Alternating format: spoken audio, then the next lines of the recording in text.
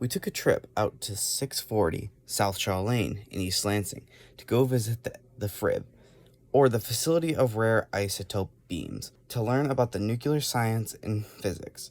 The FRIB is home to the world's most powerful high-velocity particle accelerator, 10 meters deep below the facility, for the purpose of studying the nucleus of the atom, and is paid for by the U.S. Department of Energy of Office Science. The FRIB can send particles at half the speed of light to study what happens when they collide with other problems.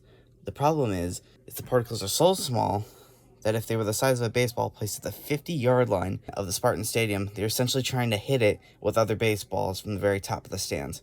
This is why they send hundreds of billions of atoms per second at a time to get the most out of their research. In a demonstration to understand this is done so by FRIB's outreach coordinator, Dr. Zachary Constant, and when two particles or atoms collide with each other at a high velocity, parts of them will break off.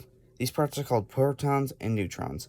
The number of protons an atom has determines what type of atom it is. For instance, if an atom has 16 protons, it is an oxygen. Dr. Constant and other researchers have found that some of these particles are unstable after being broken apart, and so will radiate, or push out more protons or neutrons until it is stable. However, those parts that are radiated out can cause damage to other atoms around it, which can lead to negative health defects such as cancer. Yet FRIB is designed with this in mind. All of the facility are massive concrete blocks that weigh about 10 tons, are 6 feet thick, and designed to be modular and moved by cranes within warehouses to fit at whatever purpose researchers need.